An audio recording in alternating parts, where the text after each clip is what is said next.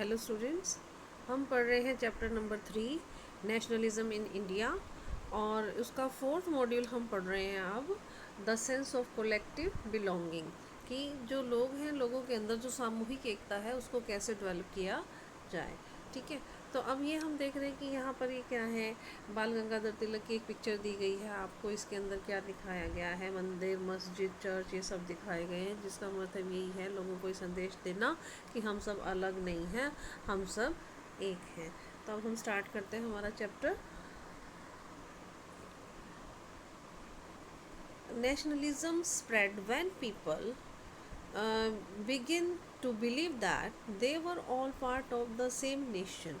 Nationalism कब फैलता है, कब बढ़ता है, जब लोग ये विश्वास करना शुरू कर देते हैं कि वो एक ही नेशन का हिस्सा है। when they discover some unity that bind them together, जब उनको लगता है ना कि कुछ उनमें यूनिटी है और वो इकट्ठा रह रहे हैं, तो तब वो इकट्ठा अपने आप को बाइंड समझते हैं यूनिटी के अंदर। But how did the nation become a reality in the mind of people, लेकिन किस प्रकार से जो नेशन है वो किसी के दिमाग के अंदर जो ये सच्चाई है इसको किस प्रकार से लेकर आती है, इस रियलिटी को। How did people belonging to different communities, region, language group develop a sense of collective belonging, किस प्रकार से जो अलग अलग कम्युनिटीज़ के लोग हैं, रीजन के लोग हैं, या फिर लैंग्वेज बोलने वाले, जो अलग अलग लैंग्वेज बोलने वाले जो ग्रुप हैं, उनके अंदर ये सामूहिक एकता की जो सेंस है वो आती है। सेकंड पैराग्राफ हम पढ़ेंगे अब यहाँ से। This sense of collective belonging came partly through the experience of united struggle. अब ये जो कलेक्टिव बिलोंगिंग की, जो सामूहिक एकता की जो सेंस है, किस प्रकार से आई थी, क्योंकि यूनाइटेड स्ट्रगल किए थे, जैसा कि हम पिछले पूरे चैप्टर के अंदर हम पढ़ चुके हैं। चाहे हिंदू हैं चाहे मुस्लिम हैं, सब ने मिलके इकट्ठा स्ट्रगल किया था, हम यूनाइटेड होकर। ठीक है, तो इससे क्या हुआ था, एकता की भावना सबके अंदर आई थी सामूहिक एकता की भावना सबके अंदर आई थी। But there was also a variety of cultural processes, लेकिन अब और भी बहुत सारे कल्चरल प्रोसेस हैं through which nationalism capture people's imagination, जिसके द्वारा कि लोगों के अंदर ये जो नेशनलिज्म की भावना है वो आती है। हिस्ट्री एंड फिक्शंस, जो हिस्ट्री है, फिक्शंस हैं, फोकलोर्स हैं, सॉन्ग्स हैं, पॉपुलर प्रिंट्स हैं, सिंबल, ये सब बहुत ही इम्पॉर्टेंट रोल प्ले करते हैं नेशनलिज्म की फीलिंग को स्ट्रॉन्ग करने के लिए, लोगों को एक बनाने के लिए, लोगों में राष्ट्रभक्ति को जगाने के लिए। Next page number 71। The identity of the nation as you know is most often symbolise in a figure और इमेज। जो पहचान है किसी भी नेशन की, उसको हम लोग किसी सिंबल के तौर पे, फिगर के तौर पे या इमेज के तौर पर देखते हैं। This help create an image with which people can identify the nation. अब इससे क्या होता है, किस प्रकार की इमेज बन जाती है जिससे कि लोग जो है उस देश की पहचान को जोड़ते हैं। It was in the 20th century के अंदर when the growth of nationalism was the identity of India, जब नेशनलिज्म बहुत ज़्यादा बढ़ रहा था, that the identity of India came to be visually associated with the image of Bharat Mata. जब जो इसकी पहचान थी इंडिया की, उसको विजुअली जोड़ा गया किसके साथ, इमेज के साथ। किसकी इमेज के साथ, भारत माता की इमेज के साथ जोड़ा गया। कब जोड़ा गया, 20th सेंचुरी के अंदर। The image was first created by Bankim Chandra Chattopadhyay. अब यहाँ से ये आपका जो पैराग्राफ है ना, ये बहुत ही इम्पॉर्टेंट है, बहुत से क्वेश्चन इसके अंदर से आपसे कई बार पूछे जाते हैं, तो ये आपको याद रखने हैं। ये जो फर्स्ट इमेज थी भारत माता की, इस इमेज को किसने क्रिएट किया था, बाकिम चंद्र चट्टोपाध्याय ने। ठीक है, पहला क्वेश्चन आपका यहाँ पर होता है। In the 1870s he wrote Vande Mataram. अब वंदे मातरम किसने लिखा था, बाकिम चंद्र चट्टोपाध्याय ने लिखा था। कब लिखा था, 1870s के अंदर। ठीक है, किसके लिए लिखा था, मदर लैंड के लिए लिखा था। ठीक है, later it was included in his novel अंधमठ आनंदमठ। बाद में इस इन्होंने जो इनका नॉवल था आनंदमठ उसके अंदर इसको जोड़ा और इसे बाद में स्वदेशी मूवमेंट जो बंगाल के अंदर होते थे वहाँ पर भी गाया जाने लगा। Moved by the Swadeshi movement Abanindranath Tagore printed his famous image Bharat Mata. और इसके बाद जो अविंद्रनाथ टैगोर थे उन्होंने जो भारत माता की इमेज थी, पहले उन्होंने ये जो सॉन्ग था वंदे मातरम उसे लिखा, फिर उन्होंने इसे आनंदमठ जो उनका नॉवल था उसके अंदर इंक्लूड किया और फिर इस सॉन्ग को जब भी स्वदेशी मूवमेंट बंगाल के अंदर होते थे वहाँ पर गाया जाता था। ठीक है। और इसके बाद जो अविंद्रनाथ टैगोर थे उन्होंने जो फेमस भारत माता की पिक्चर थी उसको प्रिंट किया था।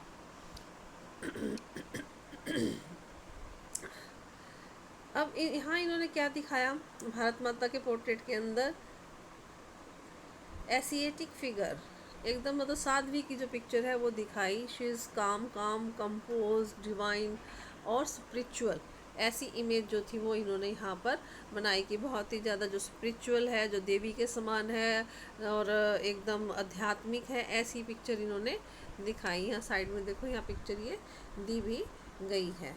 ठीक है, आपकी बुक में भी अच्छे से देख लेना इसे। 1905 में बनाई थी भारत माता की पिक्चर ये वाली। ठीक है।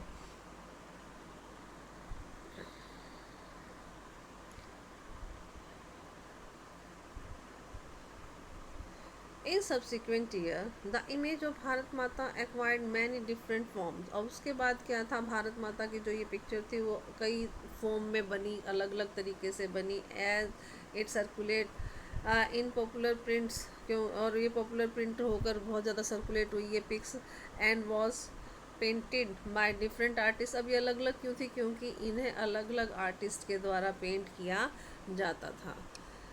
Devotion of this mother figure came to be seen as evidence of one's nationalism। अब जैसे ये जो मदर फिगर एक एविडेंस के तौर पर बन चुकी थी, क्या कि भाई नेशनलिज्म के लिए ये मदर फिगर जो है, जो भारत माता की पिक्चर है वो उसका सिंबल बन चुकी थी। Next paragraph, idea of nationalism also develop through a movement to revive Indian folklores. अब जो ये आइडिया था नेशनलिज्म का, इससे और क्या डेवलप हुआ, जो इंडियन फोकलेयर थे उसके अंदर बहुत ज़्यादा सुधार किए गए। लेट 19th सेंचुरी के अंदर इंडिया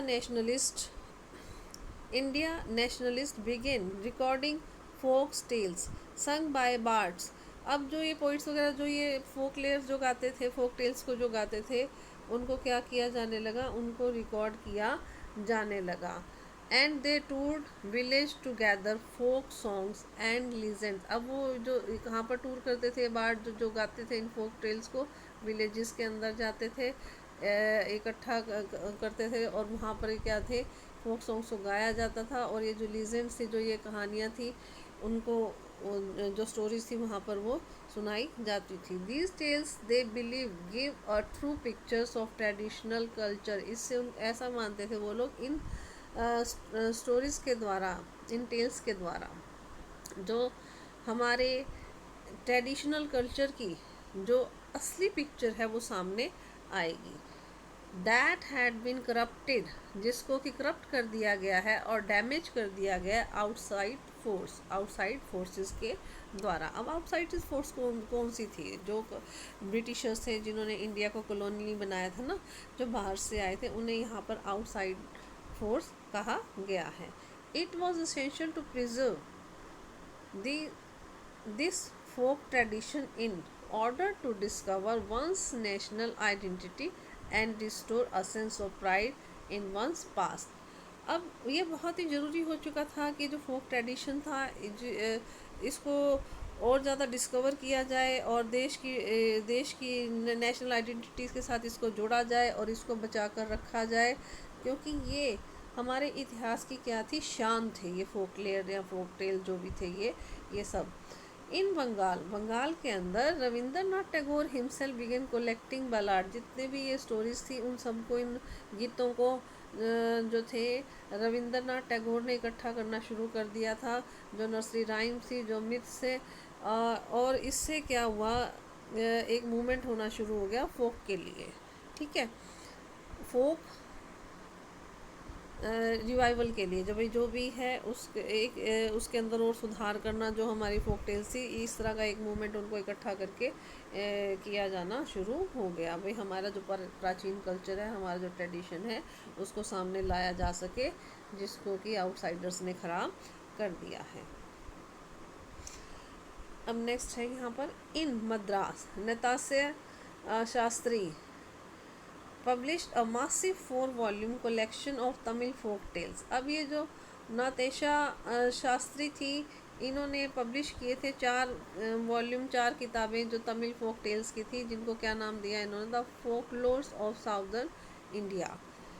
ही बिलीव दैट, उसका ये मानना था, फोकलोर्स वॉज नेशनल लिटरेचर, जो फोकलोर्स है क्या है, वो हमारा नेशनल लिटरेचर है, ऐसा वो मानती थी। It was the most trustworthy manifestation of people's real thoughts and characteristics. अब उसका ये मानना था कि ये बहुत ही ज़्यादा विश्वसनीय है और लोगों के बारे में ये दर्शाते हैं क्या क्या वो लोग थे, क्या चाहते थे वो, और उनकी विशेषताएं ये हमें बताते हैं। अब नेक्स्ट पैराग्राफ,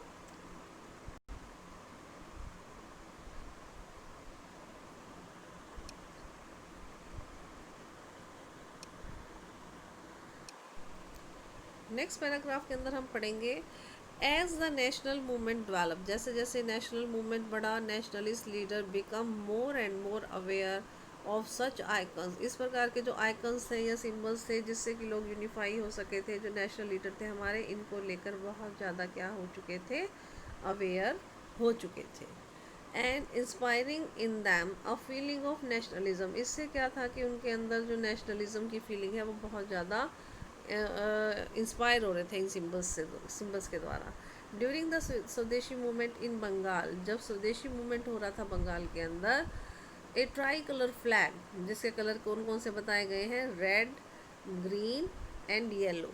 ठीक है, तो यहाँ पर जब स्वदेशी मूवमेंट हो रहा था बंगाल के अंदर, तो 3 कलर का जो फ्लैग था, रेड, ग्रीन और येलो कलर का, उसे डिज़ाइन किया गया। अब ये भी बहुत ही इंपॉर्टेंट टॉपिक है, यहाँ तक आपका इसमें से भी बहुत सारे क्वेश्चंस निकलते हैं। कौन कौन से क्वेश्चन निकलते हैं मैं आपको भी बताऊंगी, पहले से समझ ले इस पैराग्राफ को। It had 8 lotus representing 8 provinces of British India. अब ये 3 कलर का तो देखो फ्लैग था, और इसके अंदर क्या थे, 8 लोटस थे। किसको रिप्रेजेंट कर रहे थे, 8 प्रोविंसेस को रिप्रेजेंट कर रहे थे, जो ब्रिटिश इंडिया के दौरान थी। ठीक है, अब आपसे ये पूछ लिया जाता है कि कितने लोटस थे, तो 8 लोटस थे। अब आपसे अगर ये पूछ लिया जाए कि ये लोटस किसको रिप्रेजेंट कर रहे थे, 8 लोटस थे, और 8 प्रोविंसेस जो कि ब्रिटिश इंडिया के दौरान थे, उनको ये रिप्रेजेंट कर रहे थे। ठीक है, अब इसके अलावा और क्या था इस फ्लैग के अंदर, क्रिसेंट मून था। अब क्रिसेंट मून किसको रिप्रेजेंट कर रहा था, हिंदूज को और मुस्लिम्स को। ठीक है, देखो कितने सारे क्वेश्चंस निकल के आ रहे हैं। बाय 1921 तक Gandhi ji has design the Swaraj flag.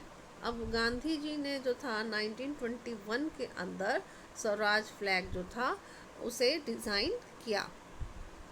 And it was again a try colour. अब दोबारा से इसके अंदर 3 कलर थे। अब कौन से कलर थे, red, green and white.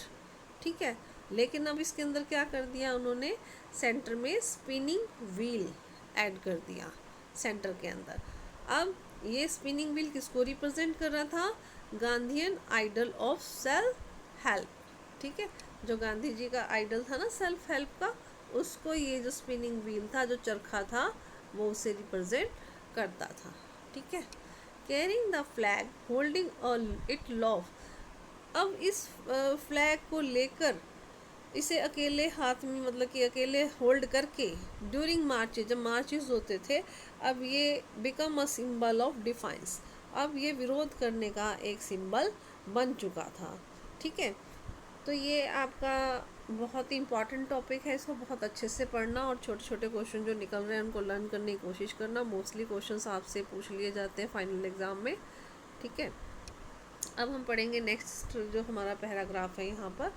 Another means of creating a feeling of nationalism was through representation of history.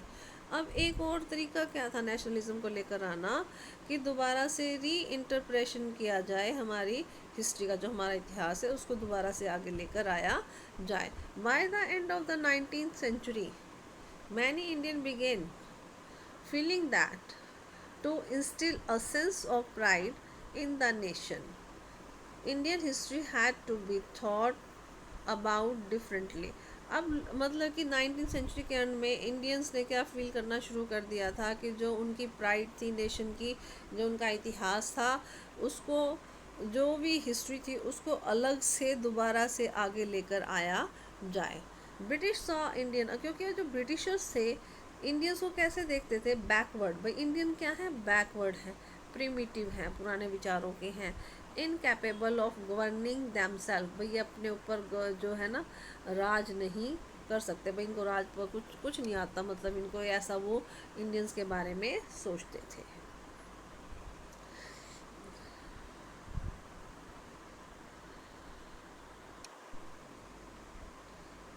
In response, Indian began looking into the past to discover India's great achievement। अब इसके बदले जो थे Indians, उन्होंने क्या शुरू कर दिया, डिस्कवर करना शुरू कर दिया अपने पास्ट को, जो कि उनकी ग्रेट अचीवमेंट्स थी, उनको इंडिया की जो ग्रेट अचीवमेंट्स थी उनको दोबारा से डिस्कवर करना शुरू कर दिया। They wrote about the glorious development in the ancient time. उन्होंने किस चीज़ को लिखना शुरू कर दिया, जो भी इनकी ग्लोरियस डेवलपमेंट थी पुराने समय में उनको लिखना शुरू कर दिया। व्हेन आर्ट एंड आर्किटेक्चर, उस समय जब art, architecture, science, mathematic, religion, culture, law, philosophy, crafts, trade, ये सब चीज़ें बहुत ज़्यादा फली फूली थी। इन चीज़ों के बारे में इन्होंने दोबारा से जो थी पूरी डिस्कवरी करनी शुरू कर दी और आगे इस हिस्ट्री को, इस इतिहास को आगे लेकर आना शुरू कर दिया गया था। This glorious time in their view was followed by a history of decline when India was colonise. अब ये जो बहुत ही ग्लोरियस टाइम था इनका, बहुत ही प्राइड का टाइम था, इतिहास जो था ये ख़त्म होना शुरू हो गया था जब इंडिया को कोलोनाइज कर दिया गया था। मतलब इंडिया जब ब्रिटिशर्स की कॉलोनी बन गई थी तो इंडियन के इतिहास को ही ख़त्म करना शुरू कर दिया था। These nationalist histories ask the readers to take pride in India's great achievement in the past and struggle to change the miserable condition of the life under the British rule। ये जो नेशनलिस्ट जो histories थी या जो इनको पढ़ने वाले जो रीडर्स थे, अब इससे क्या हो रहा था कि बहुत ज़्यादा अचीवमेंट्स आ रही थी कि जो पास्ट का जो हमारा इतिहास था किस प्रकार से उसके अंदर स्ट्रगल किए थे, और एक तरह से लोगों को ये कह रहे थे कि भाई जो भी कंडीशंस ख़राब है, मिजरेबल कंडीशंस हैं ब्रिटिश रूल के दौरान, उनको चेंज किया जाए। तो इस प्रकार से ये इतिहास बताता था कि तुम्हारी कितनी प्राइड थी पहले, कितनी शानो शौकत थी जो ख़त्म हो चुकी है, ठीक है। तो अब ब्रिटिश रूल को एक किस्म से ख़त्म करके अपनी प्राइड को वापस लेकर आया जाए। These efforts to unify people were not without problems. अब ये जो एफर्ट्स किए जा रहे थे सारे, देखो भारत माता की पिक्चर भी बनाई जा रही है, लोगों को यूनिफाई किया जा रहा है, हिस्ट्रीज दोबारा से आगे लेकर आए जा रहे हैं, जिस हिस्ट्री को ख़त्म कर दिया था, पास्ट को जिसको ख़त्म कर दिया गया था। तो इसमें क्या था कि लोग, ऐसा नहीं है लोगों को कोई प्रॉब्लम नहीं हुई है इस एफर्ट्स को करने के लिए, लोगों को इकट्ठा करने के लिए। ये सारी कितनी मेहनत की होगी लोगों को यूनिफाई करने के लिए। When the past being glorified was the Hindu, when the image celebrated was drawn of the Hindu iconography, then people of the other communities felt left out। अब जैसे पिक्चर हिंदुओं के पास्ट को जैसे सन्यासिनी दिखाया गया भारत माता को, ठीक है, तो सन्यासिनी क्या है, एक हिंदू झलक मिलती है उसके अंदर, ठीक है। तो अब इस प्रकार से क्या हुआ कि बहुत सारी और भी प्रॉब्लम जो है वो देखने को फेस हुई। जो दूसरी कम्युनिटीज़ थी उन्होंने अपने आप को मतलब कि फील किया कि वो मतलब इन सब से बाहर है। ठीक है, तो बहुत सारी प्रॉब्लम जो है लोगों को यूनाइट करने के अंदर आई थी। तो ये टॉपिक आपका ख़त्म हो चुका है यहाँ पर, और इसको पढ़ लेना, अगर कोई प्रॉब्लम आए तो मुझसे डिस्कस कर लेना। Thank you.